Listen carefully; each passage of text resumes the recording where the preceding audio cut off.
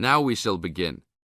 You should answer the questions as you listen, because you will never hear the recording a second time. Hello, how can I join the library? Well, you need to make an application. Would you like to do it now? Yes, if I can. One moment and I'll get the form. Now, I just need to ask you a few questions before you sign at the bottom. Okay. Your full name, please. Angela Mary Price. Price? Yes, that's right. Okay. And your address? Apartment 3, 86 Bridge Street, Pimlico. Bridge Street. That's just near here, isn't it? Yes, not very far. Good. So the postcode must be 2065, right? Yes, that's right. Now, your telephone number. I need both home and work if you have them. My home number is 8763-5142, and work is 8456-1307. Do you need anything else, like ID or something? Yes, your driver's license will do, if you have one. Right. It's easy to remember. I know it by heart. 4040AC. I'm afraid I'll also need to see it. Okay, here it is. Thanks. And your date of birth, please? 24 March 1981. Okay, thanks. That's the most important part completed. But if you don't mind, I'd also like to ask you a few questions for a survey we're conducting. Yes, that's okay. As the conversation continues, answer questions 6 to 10. What kind of books do you like to read? Here's a list to look at. Oh, it varies from time to time, but I always like to relax and learn about other countries I might visit one day. I don't like anything too heavy or serious, unless it's about animals or the environment. I'm not really into sport very much. Anything else? Well, I do like entertaining at home. You know, dinner parties. So I suppose you'll have something for me in that line. The pictures in those books always make me hungry, although they never seem to turn out exactly as they look in the books. Fine. I think that's all I need now, except I need you to sign here on the application form. Oh, and I almost forgot. The membership fee is $20, which is refundable if you no longer stay a member. There you are. Do I sign at the bottom here? Yes, that's right. You can borrow books now if you wish, although your membership card won't be ready until next week. So if you want to borrow today, you can pick up your card when you return your first books. That's if you want to take some now. I think I will, but I'll have a look around first. Okay, take your time.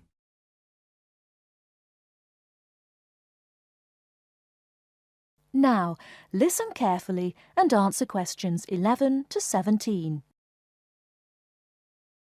Hello, and thanks everyone for coming here today. I know it's always a bit stressful going for a job interview, but it's best to be prepared. For any of you who may not know me, my name is Fiona Ogilvie, and my job is to offer guidance and support for students with special needs. Now, you wouldn't be here today if you weren't interested in finding a job in the holidays. So let's get down to it and see what things you need to be looking out for. Most of you, I hope, will be applying for jobs with the companies that have been recommended by the university. The reason for this is that we here at the university already know these companies and have established good working relationships with them. I've also been to visit all of them and checked out the facilities they have to offer. You really need to make informed choices when you're looking for a job and make sure you know before you even get to the interview stage that your needs will be met.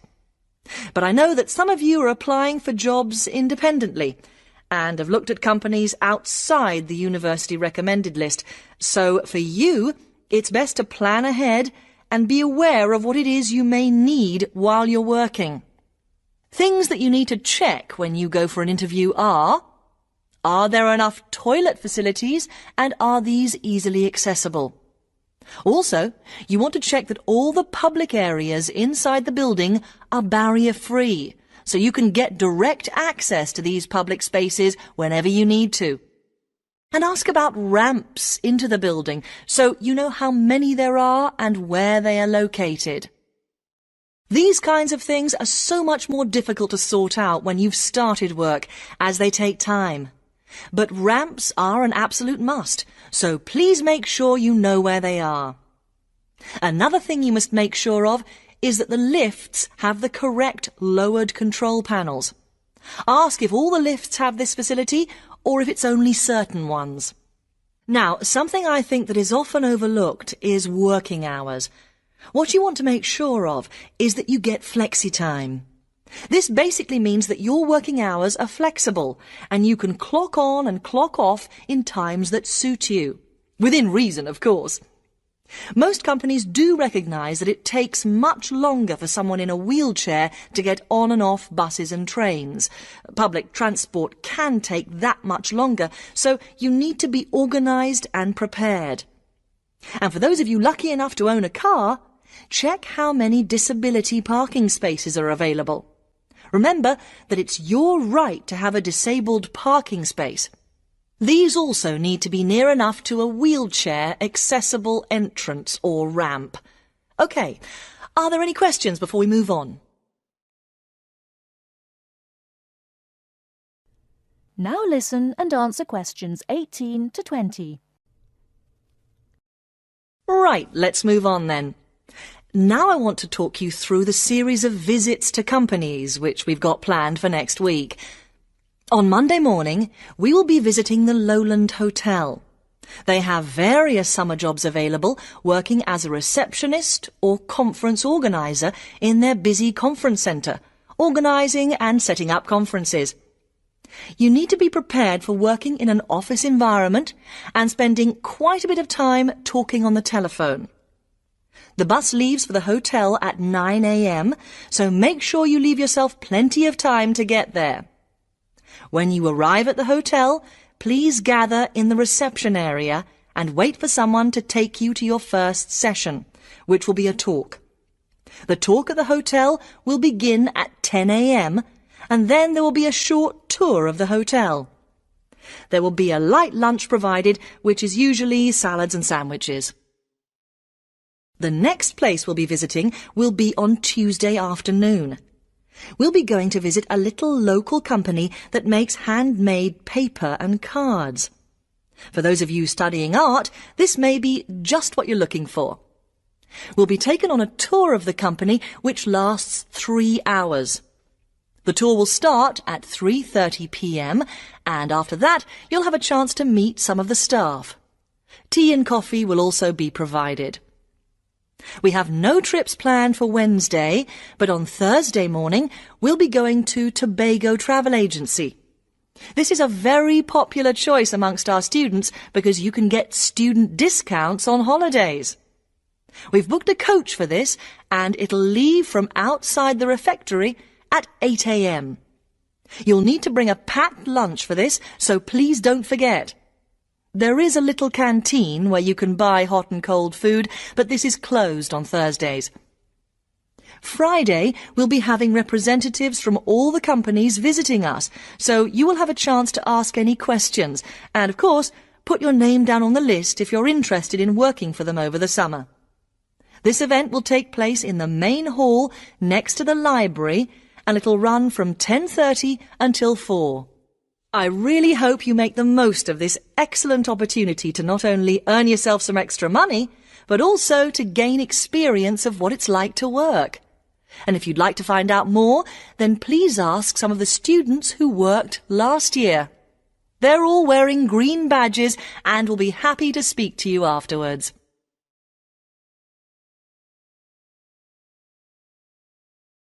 Now listen carefully and answer questions 21 to 26.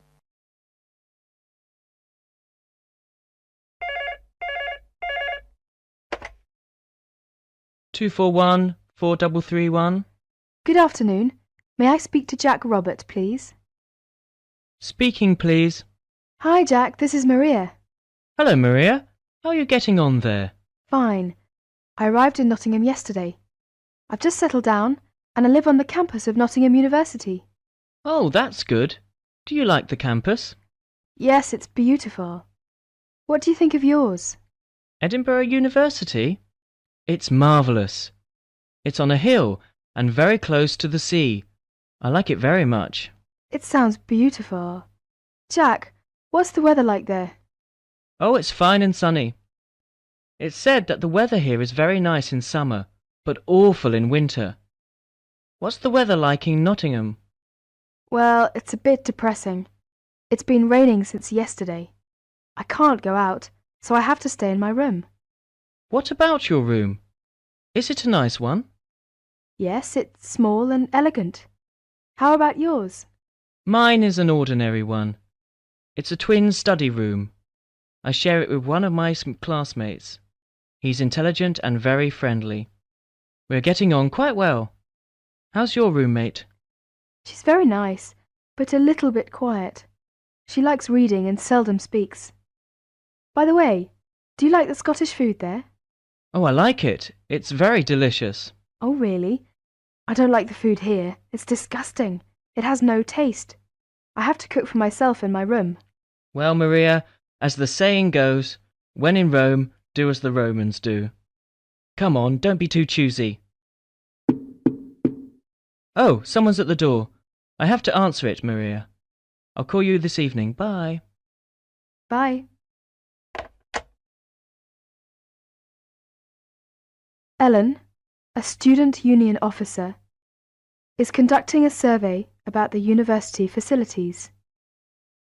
She is asking 2 students about their opinions. Now listen and answer questions 27 to 30. I'm Alan, and I work for the Student Union. Now, I'd like to hear your opinions about a few things in the university. We've asked for some volunteers to help us conduct this survey into how satisfied students are with the university facilities. First of all, let's take the lecture rooms. We could score them, for instance, 1 is excellent, 2 satisfactory, 3 rather poor, and 4 really bad. Robert, you first, please. What do you think about the lecture rooms here? Not so good, I'm afraid.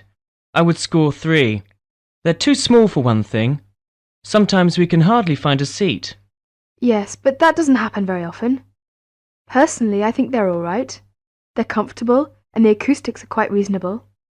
It doesn't matter where you sit, you can always hear the lecture. I would give 2 for them. How do you feel about the car parking facilities?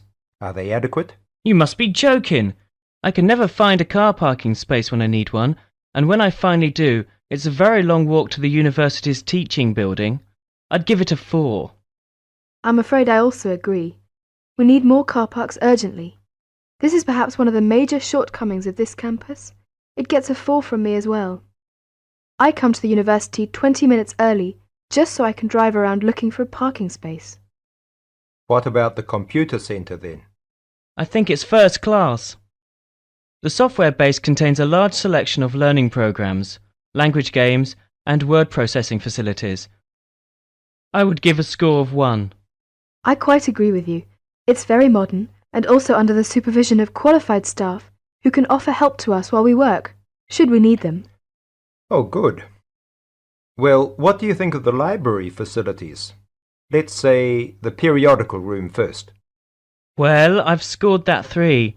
I'm sorry to have to say, but, I think the room has poor lighting, and I'm disappointed about that. I've given it a score of 1. As far as I'm concerned, it's excellent and well stocked. Thank you, Robert and Mary. Now, let's turn to the photocopying facilities. I would give it a score of 2. Personally, I think it's all right and it's very helpful. Huh? I would score 3. I think it's too expensive for photocopying, and there are not enough machines. Sometimes we have to stand in a line. Okay. Now, let's talk about the... Now listen carefully and answer questions 31 to 40. John F. Kennedy and Abraham Lincoln lived in different times and had very different family and educational backgrounds. Kennedy lived in the 20th century, while Lincoln lived in the 19th century. Kennedy was born in 1917, whereas Lincoln was born more than 100 years earlier, in 1809. As for their family backgrounds, Kennedy came from a rich family, but Lincoln's family was not wealthy. Because Kennedy came from a wealthy family, he was able to attend expensive private schools. He graduated from Harvard University. Lincoln, on the other hand, had only 1 year of formal schooling.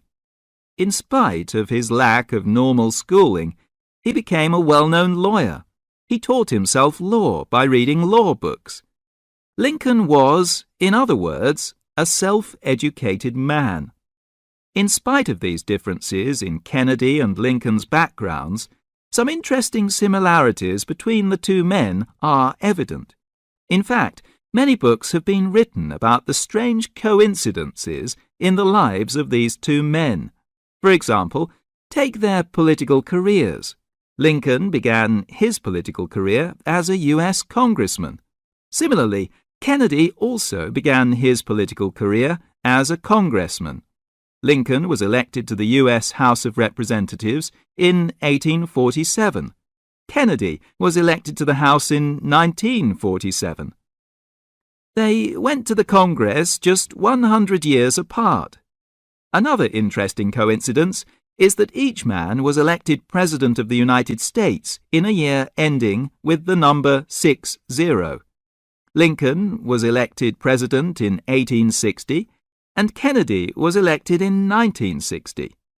Furthermore, both men were president during years of civil unrest in the country. Lincoln was president during the American Civil War. During Kennedy's term of office, civil unrest took the form of civil rights demonstrations. Another striking similarity between the two men was that, as you probably know, neither lived to complete his term in office. Lincoln and Kennedy were both assassinated while in office. Kennedy was assassinated in Dallas, Texas, after only 1,000 days in office. Lincoln was assassinated in 1865, a few days after the end of the American Civil War. It's rather curious to note that both presidents were shot while they were sitting next to their wives. These are only a few examples of the uncanny and unusual similarities between the destinies of these two American men, who had a tremendous impact on the social and political life of the United States and the imagination of the American people. You now have half a minute to check your answers.